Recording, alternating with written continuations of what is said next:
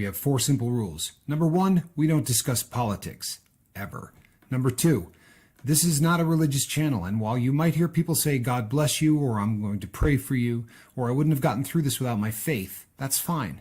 What's not fine is to say, my God is better than your God, or here's why you're not getting into heaven. It's not going to fly. Number 3, we believe wholeheartedly if you can't control your tongue, then you can't control your life. So while on board, there's not going to be any cursing in the live chat, period. And number 4, there is no room for mean people on the lifeboat. Because we discuss very sensitive things from people's past in our group setting, we got to protect those people. The only way they feel confident and comfortable discussing those things is in an environment that is free of trolls and mean people. So if you're a mean person or you're a troll, we're going to block you for life. And if your account happens to be less than 24 hours old, we're probably a little suspicious right from the word go. Why? Well, because there are people in this world who enjoy being cruel solely for the sake of being cruel. It's not going to fly here. But if you're here because you're trying to get sober and live your best life, then you might find that the lifeboat is just that, a lifeboat. I'm Captain Tommy Scoville, and we will see you on deck.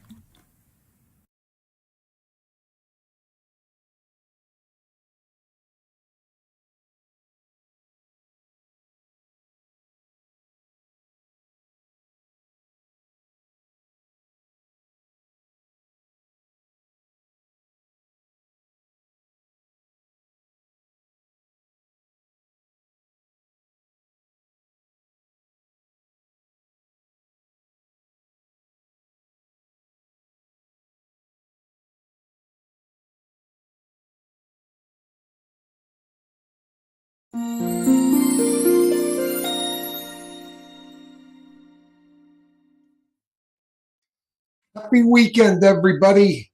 Hope you're enjoying your Saturday. I am Captain Tommy Scoville, and on the other side of the glass is my partner, Mark Wages.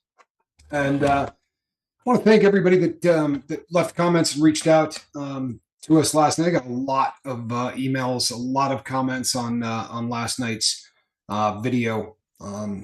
And, we had a lot of new folks, too, which is really, that's awesome, especially when they get here and are instantly engaged. It really it says a lot about all of you. It really does. The ability that you have to make people feel welcomed, is a pretty good thing. Sorry, hold on one sec. So the purpose today we're going to talk about guilt, and this is a subject that we have covered so many times on the boat. But it's one of those things that probably is one of the number one causes of people relapsing. And it's in the top 1 or 2 of most requested things that we get in terms of, I want you to do a show on this. That's something that we deal with really often. And if I work with people one-on-one, the first complaint that I get is, I can't forgive myself. I just quite simply cannot forgive myself. The fact that everyone else has forgiven me isn't making it any easier, yada, yada. And I started doing a little thought about this, and I have gotten by the guilt, and I wanted to figure out why it is that, because my past tends to be a lot uglier than a lot of people's. I mean, there are really a lot of people that I damaged and left in the wake of the SS Tommy's drug binge that I went on for 30 years, right? And the guilt just of spending 10% of your life in prison, is something that you got to wrestle with. But these are all things that I honestly do not have any problem with, and it started to really make me think, what's the deal? Why is this something that, is this just a skill that I have mastered? And I assure you that is not the case. So if you take a look at memories, if I said to you, what is the purpose of a memory? Right? If I asked you, it seems like a really stupid question, right? What is the purpose of a memory? The purpose of a memory is so you can remember stuff and enjoy it and think about the things from your past. Truth of the matter, it has nothing to do with that, right? Nothing to do with that at all. If you find yourself trapped in the past, you're trapped there by memories. right? It's not that you go, oh, I feel guilty. I don't know what I feel guilty about, or I just feel guilty about my past. There is something, a memory tied to that. It's either a memory of something that you did, or it's a memory of an interaction that you had with a family member or a friend or somebody who really let you know just how badly they hurt you, right? You hurt them rather. So, truthfully, the purpose of a memory is so that you can prepare for the future. The memory is how you take your past and make sure that mistakes aren't made in the future. It's a program, is really what it is. And uh, the problem with a lot of people's inability to forgive themselves is that they get trapped in this never-ending loop. If you're not working through things from your past, right? And by working through, I mean this. Let's say you have this absolutely terrible memory from 8 or 9 years ago, and it's a car wreck, and it's so vivid to you, right? You can feel that night, and every time the memory of that car wreck comes up, what do? You run like hell from it, right? La, la, la, la, la, la, la, la, right? Drink a few beers, do whatever. I am not going to deal with this. I don't want to think about it. And the advice you get from friends tells you that, right? Just don't think about it, right? Get rid of that. Put that away. What they're doing is, and what people are doing is pulling that inside, right? Just like all of the things that we say do not ever do, right? Pulling it inside. So inside your body is an alarm, right? There's an alarm going off because as far as your brain is concerned, you didn't learn what you needed to learn from that car wreck. Therefore, you're not safe going forward. That's the brain. That's the default setting of the brain. Okay, Tommy didn't learn squat. He refuses to think about it. So I'm just going to flip the alarm on and we're going to keep it going until he gets it together. And that alarm causes what? It causes guilt. It causes anxiety, right? Depending on what the memory is. Now, in the memory I was just talking about, you get afraid to get in a car, right?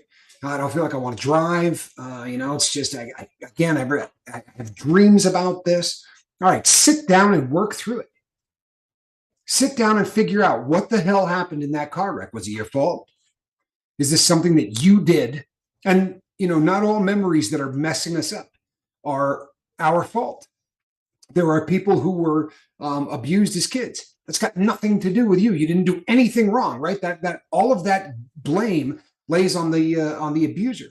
However, if you don't work through it, the alarm system again is doing the same thing. The brain is not a great communicator. In all honesty, it's an alarm system, right? It's not saying to you, well, hey, would it be cool, Mark, if we work through this? Right? Because I think that, I'm going to keep reminding you about, no, it just sets the alarm. And until the brain is convinced that you worked through whatever the hell happened in that car wreck. So you sit down and you work through it and you go, truth be told, I had worked 2 back-to-back 8-hour shifts.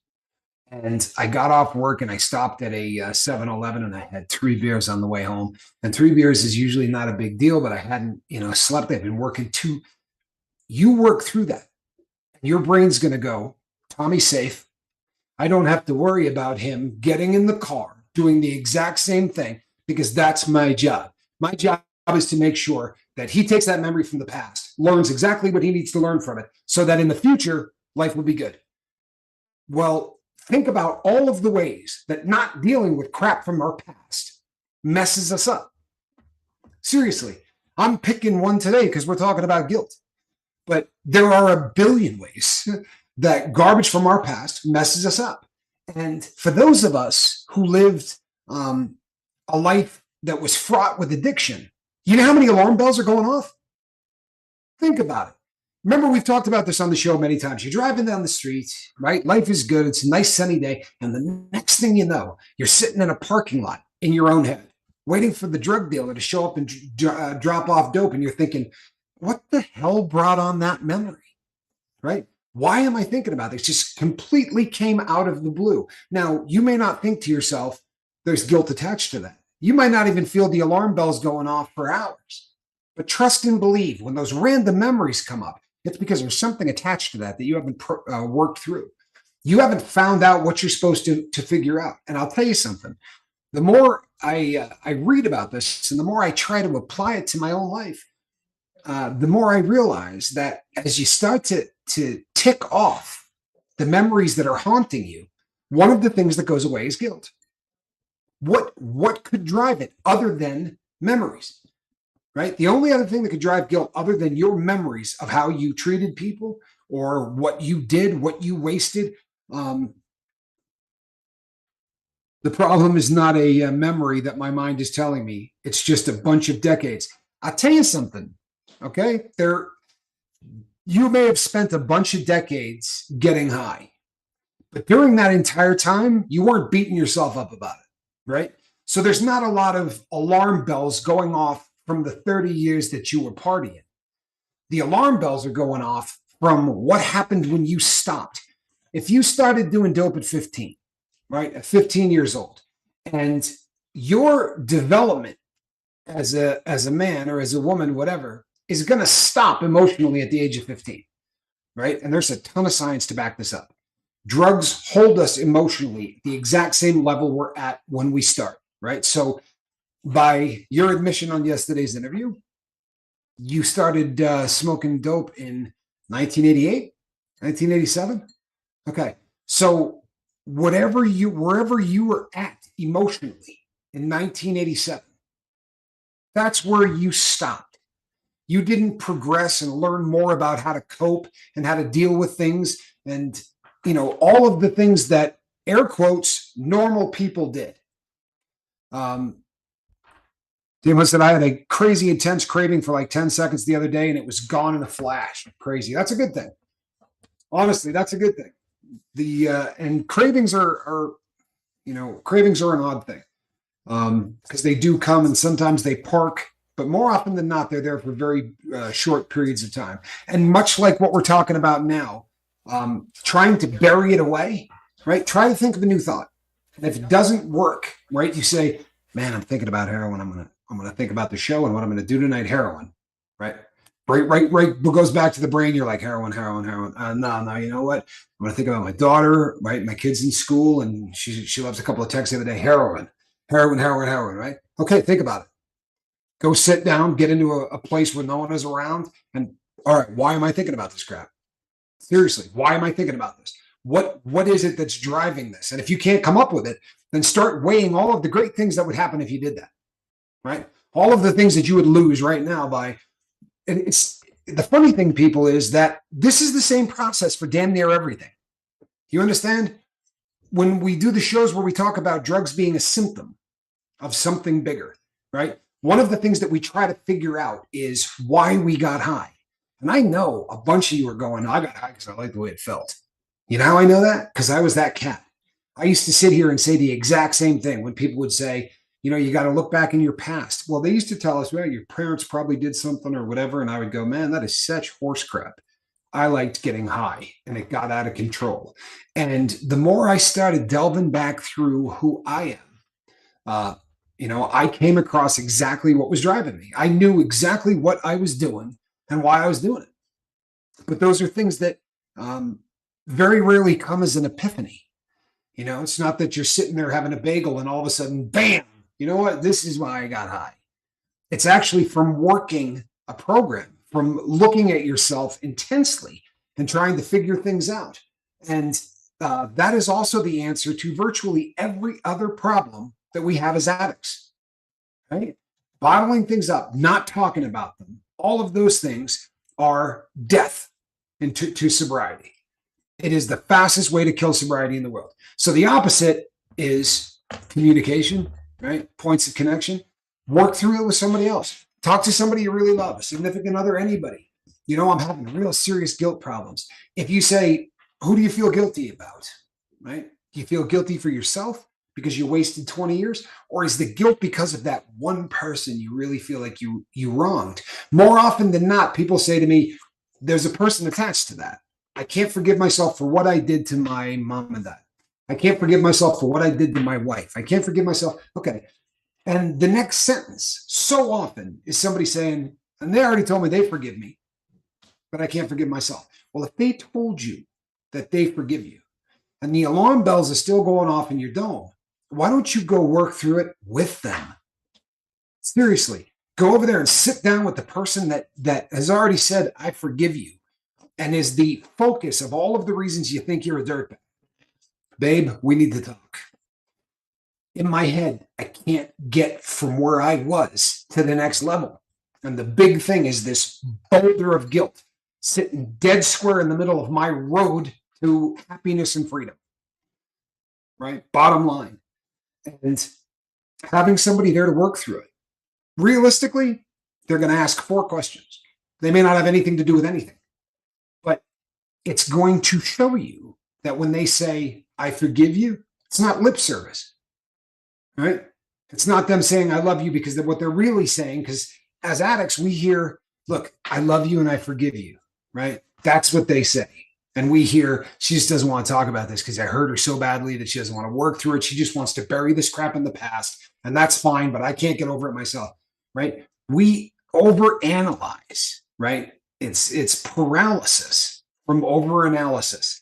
As addicts, we're always looking to figure out things in a way that doesn't make any sense. For real.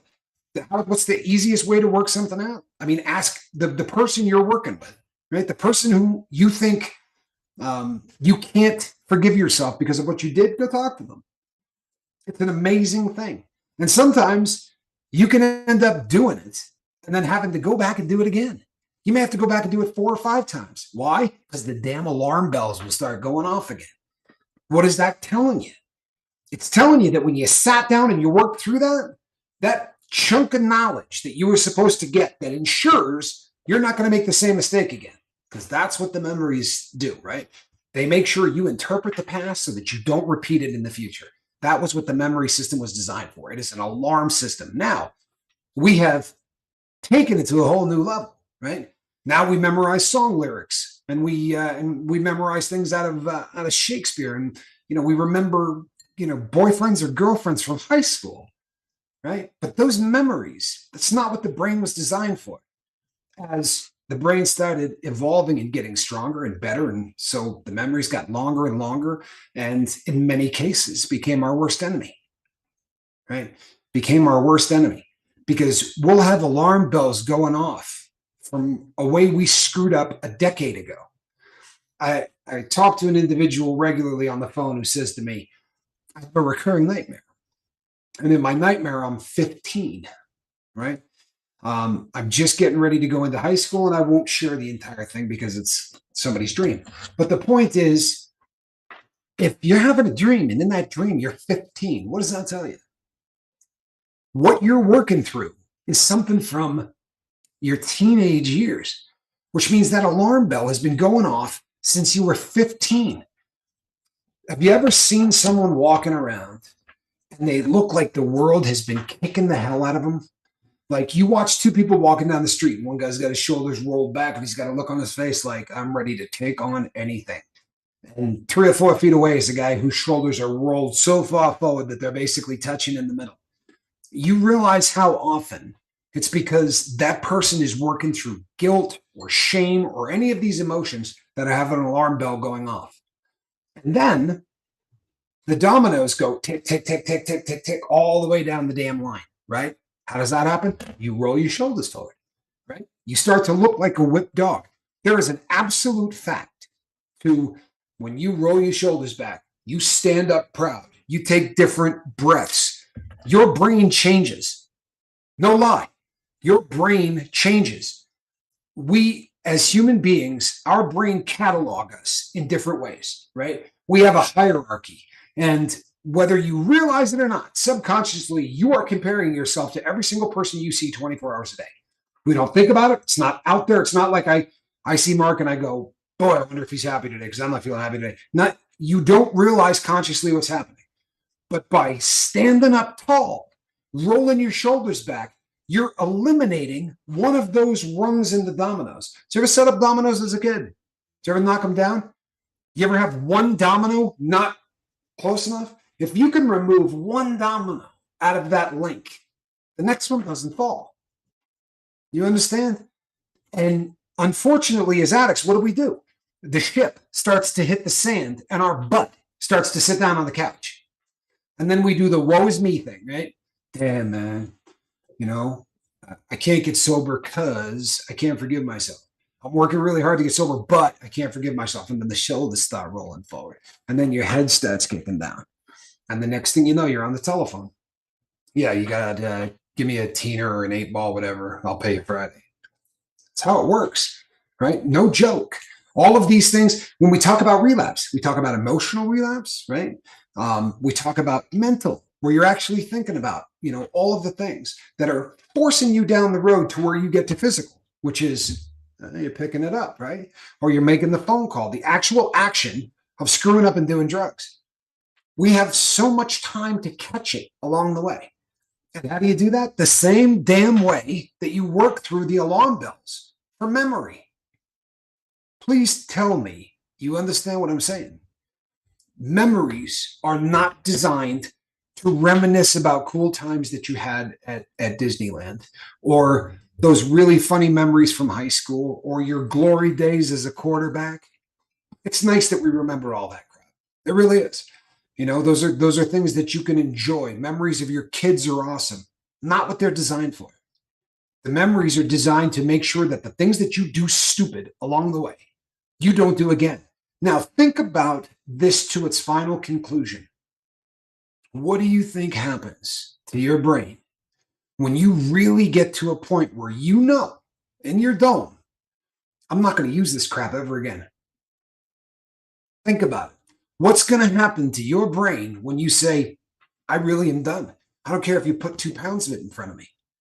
There's no chance in hell I would ever do this stuff again. And I know we're not supposed to say, never say never, right? It's one day at a time. People, I'm telling you, I'm never doing dope again. I'm going to get off this planet without ever doing dope again. There's no chance. Gun to my head, I wouldn't do that crap again.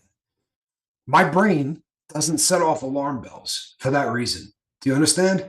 The things that I did in the past, that I wrestled with, that used to keep me up at night, the things that used to literally make me ill, right? And I'm not using that as a figure of speech. I mean, I would get sick. I would have symptoms, right? And this was literally from guilt and from things that I did in my life. Once that happens, once you get to a point where you're not going to use again, your brain also knows you're not going to use again. You can BS the entire world, but you can't BS the memory center of your brain. You can't,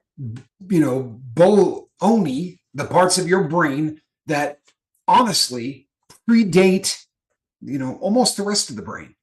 The memory part of the brain, honestly, no. The memory part of the brain is as basic as any other part. Hey, tail. It's as basic as any other part of the brain, honestly, like the stuff, breathing, your eyes blinking, all of those things that we don't think about. Your brain is doing the exact same thing. Folks have warned me about making proclamations like that. They encourage me never to think I have it beat. And I'll tell you something. They're right. They're right. You should never, ever think that you have it beat.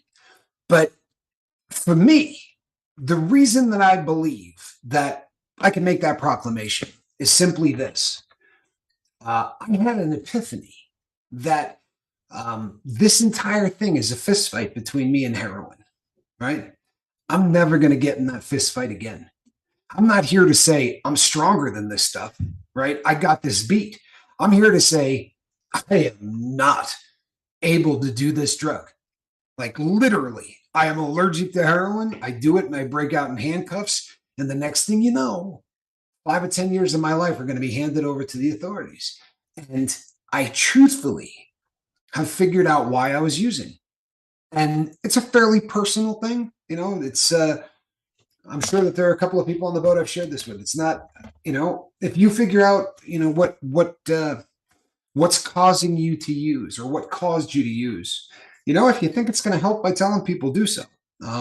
But to me, I think it's kind of personal. It's one of those things I hold a little closer to the vest, right? And I don't feel bad at that because I literally share virtually every other part of my life. Every other part of my life. Yeah, But I think you're go ahead, making Mark. yeah I think you're making a lot of good points here. I really do, and I think it's also it's good to recognize the difference between guilt and shame because they're two different things. And oftentimes our brain will put them together as one. When we have guilt, yeah, sometimes it leads to some shame, and it needs to.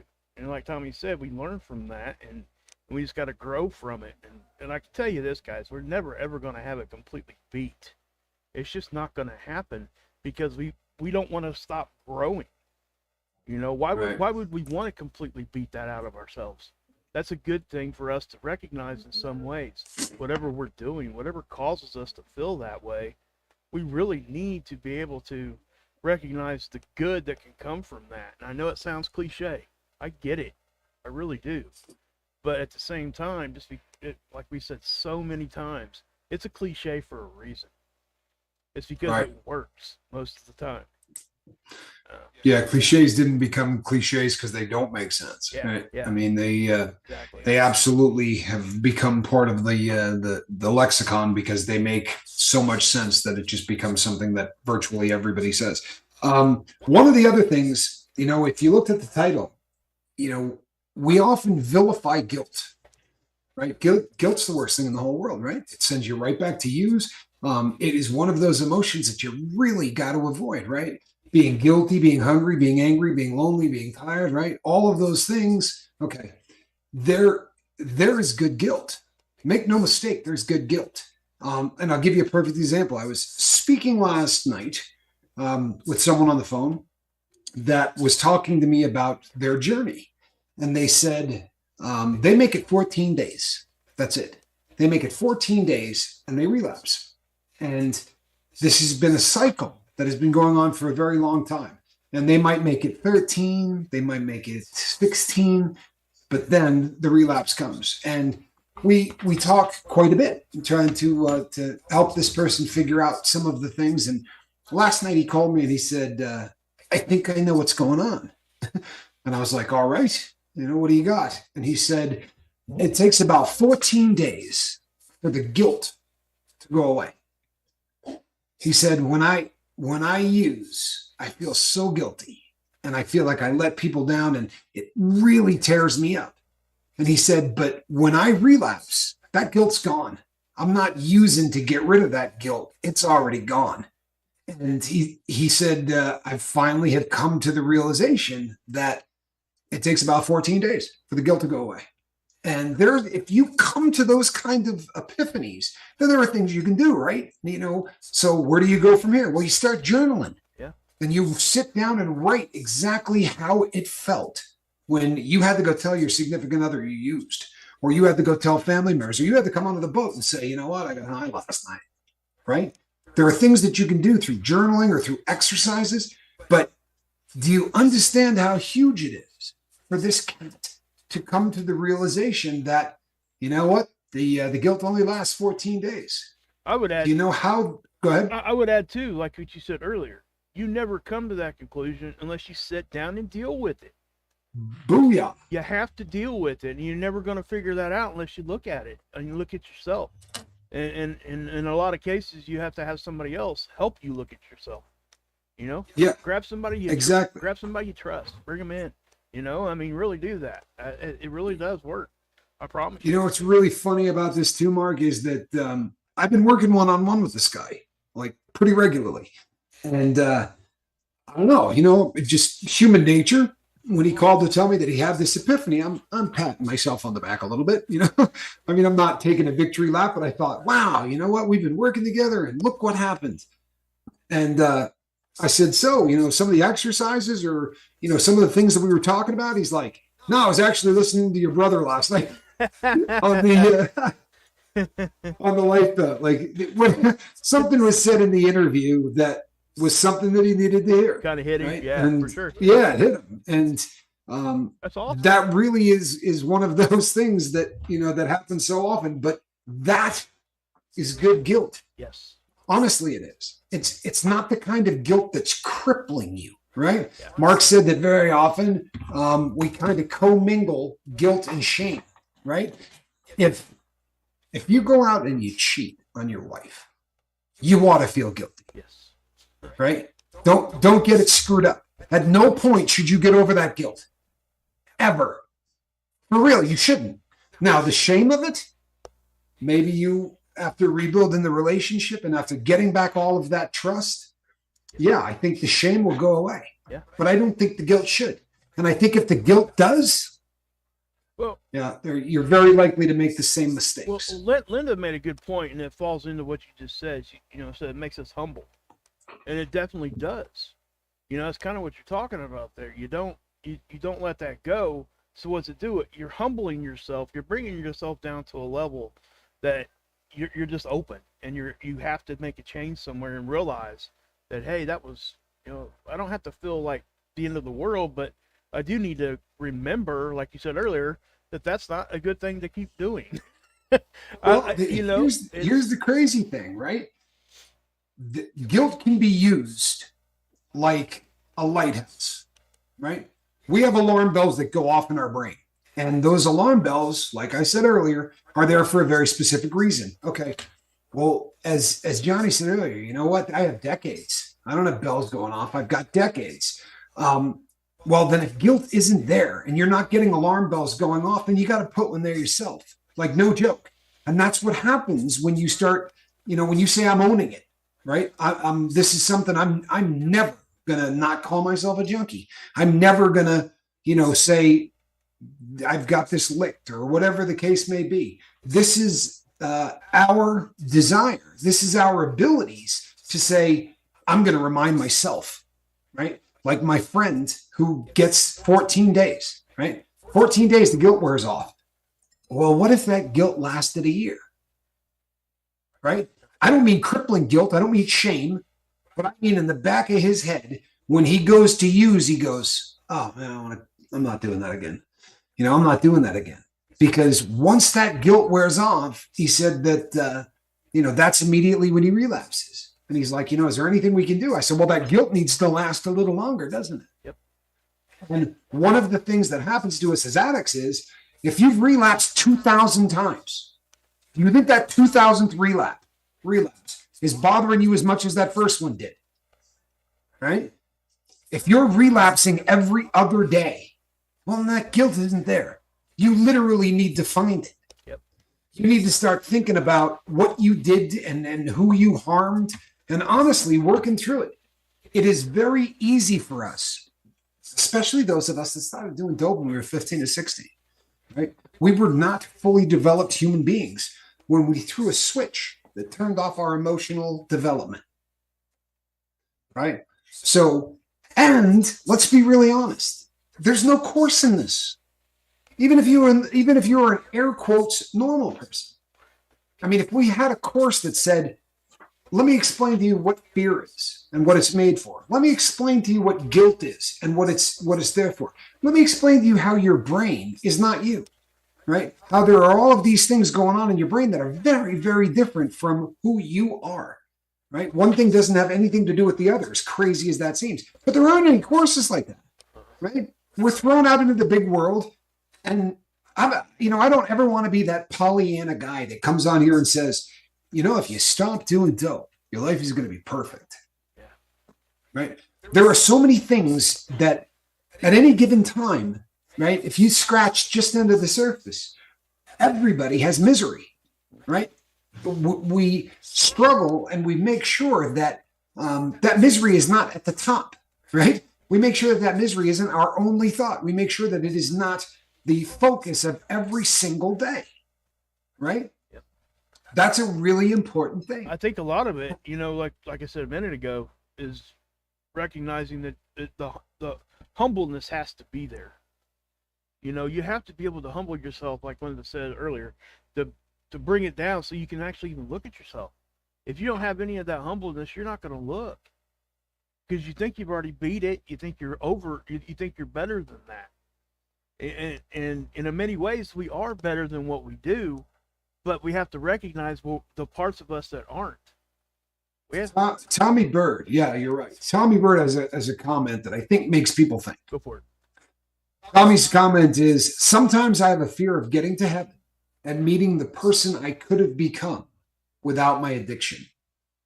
And I think all of us, I mean, we may not articulate this as, running into someone in heaven or seeing an alternate universe and But I think all of us wonder what could have been, right? Yeah. There's a famous quote, and it's one of the best ever. Of all the words of mice and men, the saddest are what might have been. Yeah. And when you realize that the decisions you've made have changed your future and have definitely taken away some opportunities. And this, people, was what I struggled with most. This was the one, the alarm bell that never stopped going off for me was this. And it was something that I struggled with so mightily, right? Because as addicts, we start to come to the realization that we screwed up so badly, right? We blew it so badly. How do you come back from that? Do you know why people have the 12th step of Alcoholics or Narcotics Anonymous? Do you know why that 12th step is so huge? I'll tell you why. Because as addicts, once we realize that if I were to run into the guy that I could have been if I didn't get high, do you know how many of you guys might be screwed over? Honestly, do you know how many of you people wouldn't have a support group to help you? I wouldn't be here, people, right? If Mark had gotten sober, he wouldn't be here and there wouldn't be a lifeboat. You understand that the person who you've become, you were destined, as bad as it is, it was essential that you went through this. And the fact that you're here means you have a desire to take what you learned and to help other people, right? Yes. If I meet the other Tommy, I don't think I'm gonna like him. Yeah. I'm just being real. I know who I was before before everything left the tracks. And I'll be honest with you, I was a guy that was real happy to sit in the boiler room and steal money from anybody I could on a telephone. I was a guy that worshipped money, not God. And I was a guy that put almost anything having to do with success in front of family, in front of God, in a really bizarre way. I needed a drug addiction to destroy me in such a big way. And I am very, very happy with the person that I am right now. Now, do I know that I missed, some opportunities? I think I might have made a decent politician. I'll be really honest with you. I'm fascinated by it, and I think I could have done some stuff. Yeah. But it is what it is. Now, when you start talking about life opportunities and this and that, all someone has to say, right, and use any brain pan whatsoever, they'd say, Tommy, would you rather be doing this on the lifeboat or be a politician? Would you rather be helping people here or helping people by writing bills? What do you think the answer is to that? Right? This literally, I am 100% convinced that this is what I was born to do. And I'm not saying that because I think I'm damn good at it. I'm saying it because nothing has ever made me happier. Truthfully, I find massive amounts of happiness by trying to ensure that some other dude can reach potential or some other girl can reach potential. And you know what? If they're 85 and they've been doing heroin every single day of their life, I'd like to get them sober before they check out. Because we don't reach our potential if we're on dope. Go ahead. Yeah, it's something you can't understand unless you do it one time. You really don't understand how that feels until you go ahead and just do it. Try it. Try helping somebody. This is a subject that comes up often here, and even in my regular group, this actually comes up. Should we help other people that are, struggling with addiction, especially early on? Now, I'm not going to tell people that early on you should be going into any kind of environment that's going to put you at risk. Matter of fact, I would strongly suggest you not do that. Even in latter recovery, you don't want to be in those environments, but there's other ways to get people help. And Linda said earlier too, said I had so much ambition in climbing the ladder amongst men, and that's where you're at. And then you do your drug addiction, and it'll knock you down.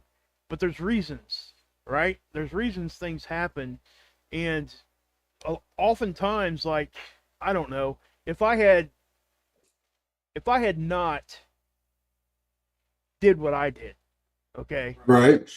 I would never have realized that, like Tommy said, what I should be doing is helping other people. I had zero confidence in myself. I can tell you guys that right now, and I know that that isn't something I shared before. But I was the kid that would sit on the sidelines and not ask somebody to dance.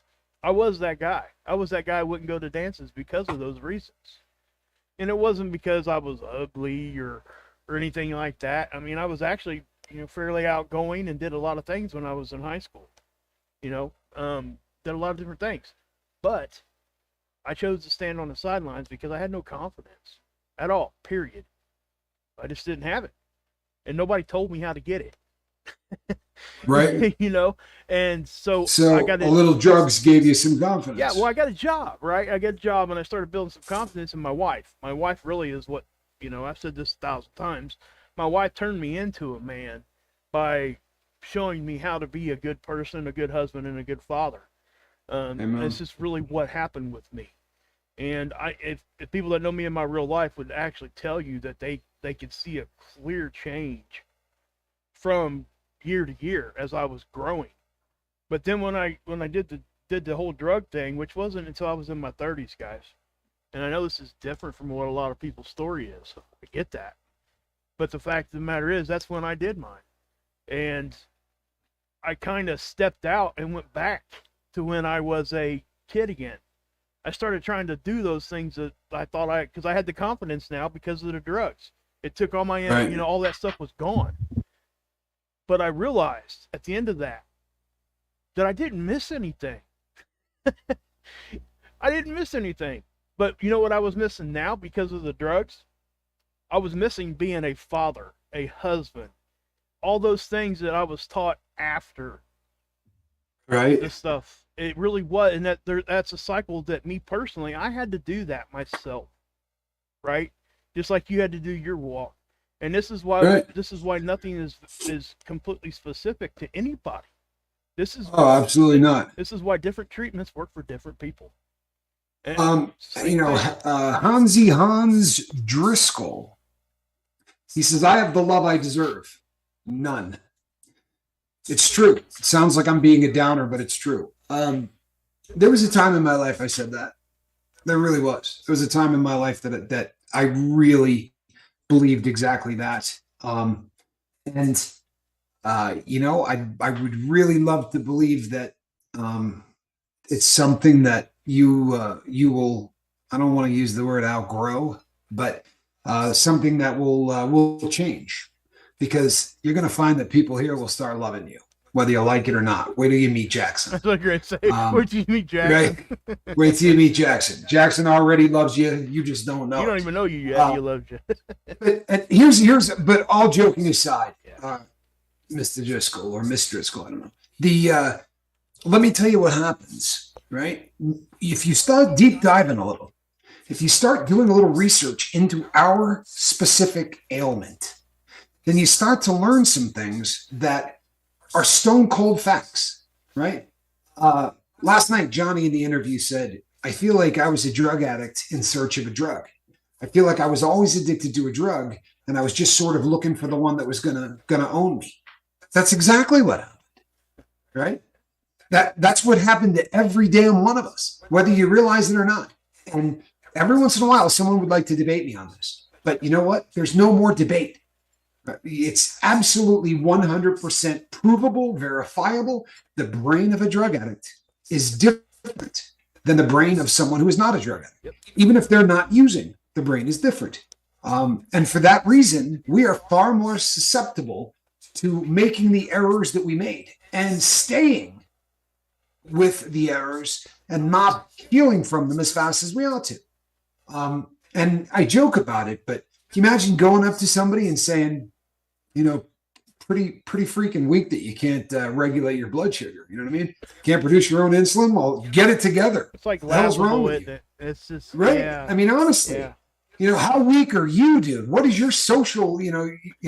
Parents raise you wrong. You're a diabetic, You eat paint chips or something dropped on your head. right? I mean, all those things. Yeah, you would never ever think that somebody was less than anything simply because they don't have the ability to process blood sugar the same way that we do. Well, I got news for you.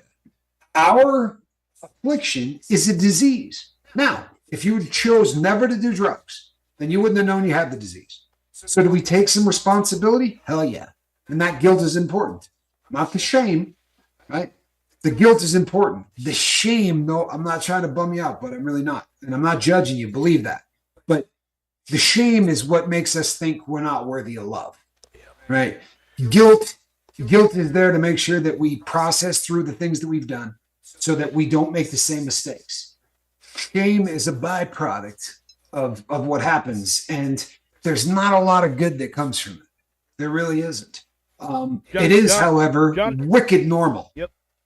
Johnny called it sibling. That was a good way to put it out there. Yeah. Sibling. Yeah, they're cousins or brother and sister, to be sure. Yeah, sorry, I didn't mean to interrupt you there. No. I think that was probably a good one. Thank you. I'm sorry for being ultra negative. Let me tell you something, bud. You're not being ultra negative. You're being real. You're being ultra honest, right? And before anything starts, before there is anything that starts the process of getting moving forward, it all starts with honesty. The biggest, the byproduct, the fruit of addiction is lying. So if you can come here to a group of people and you can have the faith that you can say things and not have people go, dude, if you're going to be a downer, beat it. Look, we've all been there. Everybody here has been there. So nobody is thinking, oh, this guy's a buzzkill. They're thinking, oh man, he's trapped in some very serious, some guilt and some shame. And, this is a difficult thing.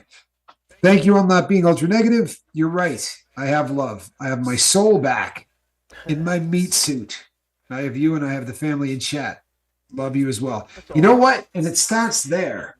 It really does. And I'll tell you something. I'm no guru.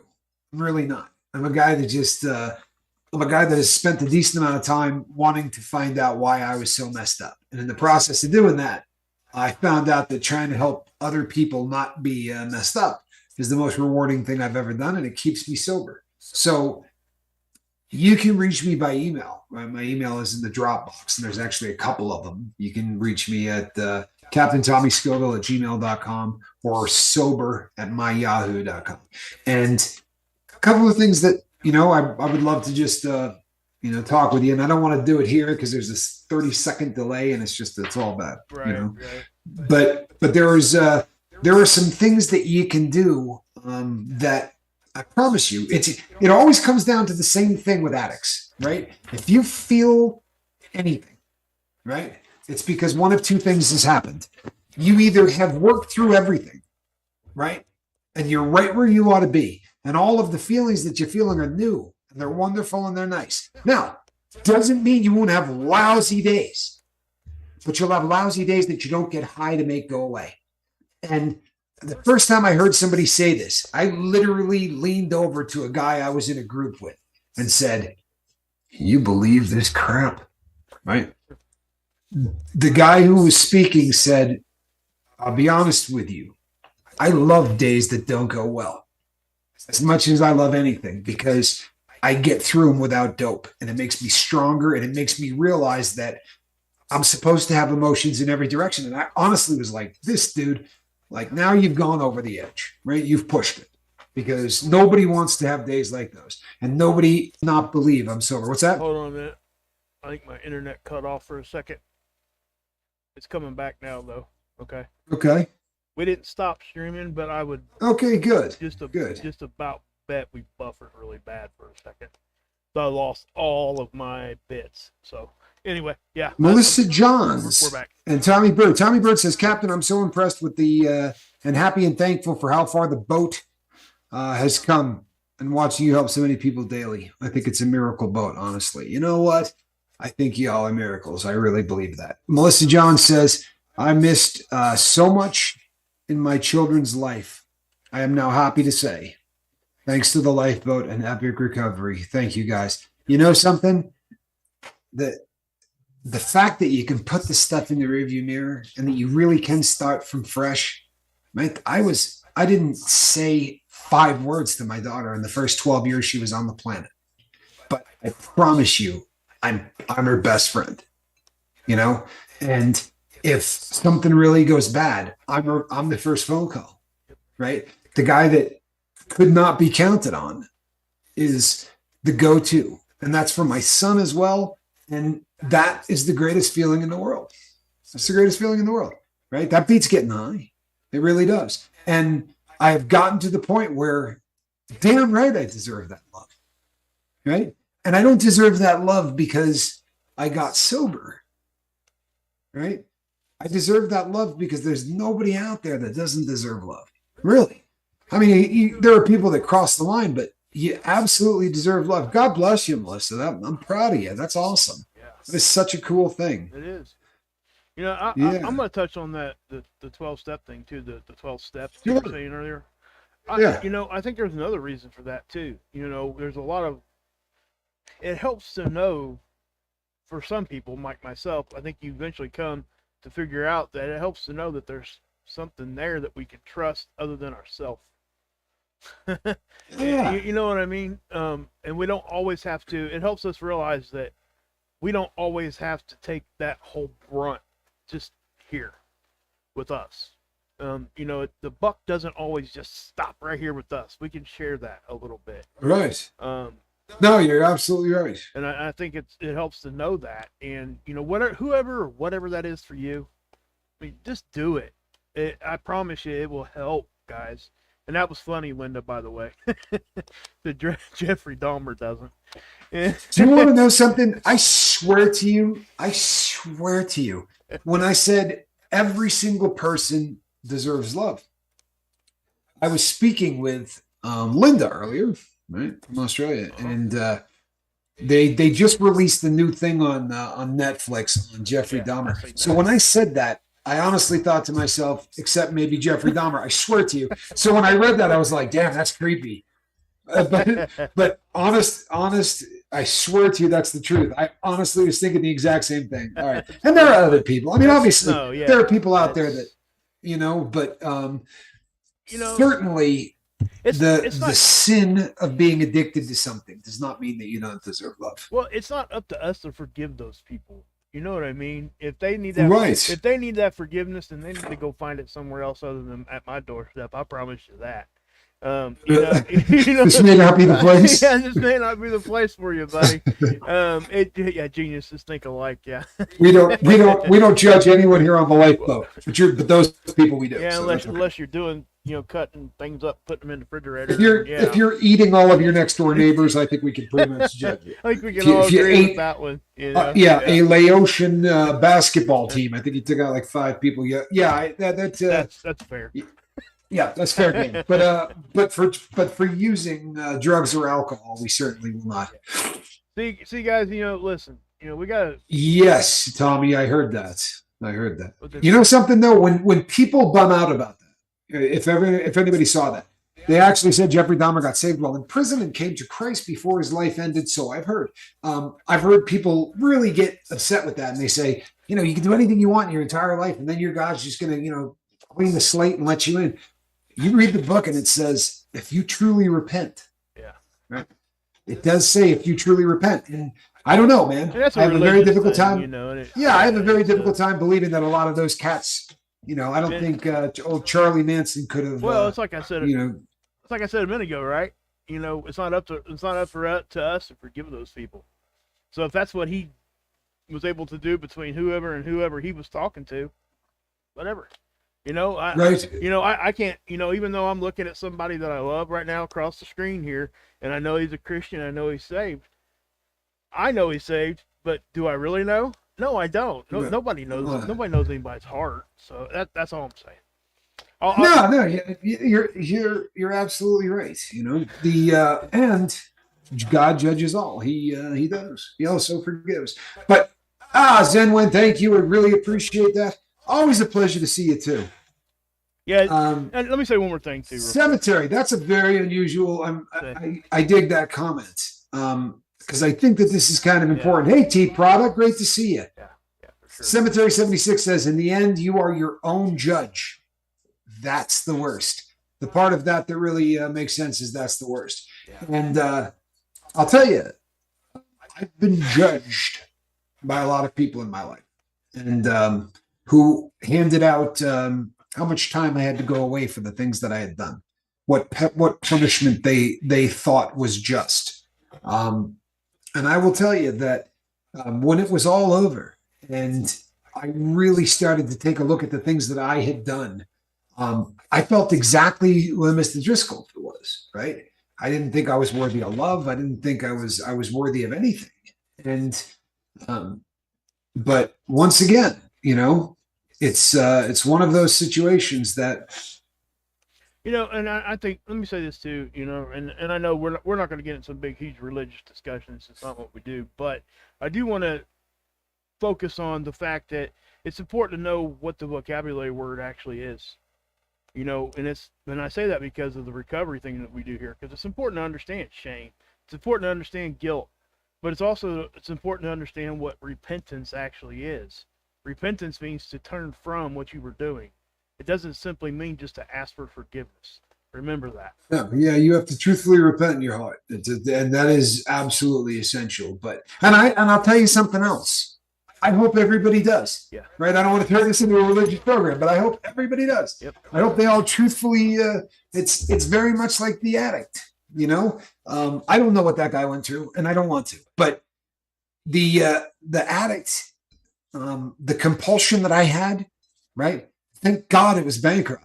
Yeah. But nobody in their right mind does this. Nobody in their right mind does that. I did 30 years so not in my right mind that when it really comes to judging folks, I'm in the right spot on a boat that doesn't allow judgment, right? Because I ain't got a leg to stand on. If I'm going to start talking to people about the things that they've done, let's just put it this way.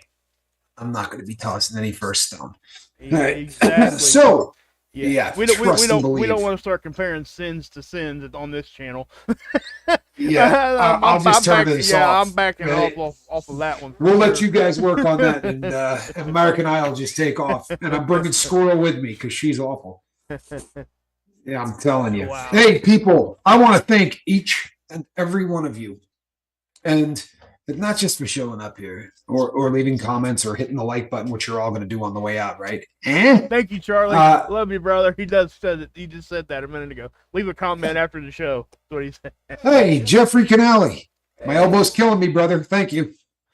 Yeah. See that belt back there? He never got that belt. He's you never had the belt. There's the real one back there. Don't hold the 18-year-old me to the same standard as the 60-year-old me. I'm done on that comment. Yeah, that's a great comment. That is absolutely perfect. I am not going to do anything to try to up the ante from that because that was just well done, Lawrence. Yep. All right, people, we're going to be back tomorrow night. And you know what? I anticipate a really good show. The reason is you people are awesome. Actually, I'm going to show you guys some stuff tomorrow night that might just cave your head in, providing Mark doesn't mind editing it. All righty, people. I am Captain Tommy Scoville on the other side of the glass. Mark Wages. I'll wake her up this time. And this is a cat in a basket. Good night, everybody. We love you.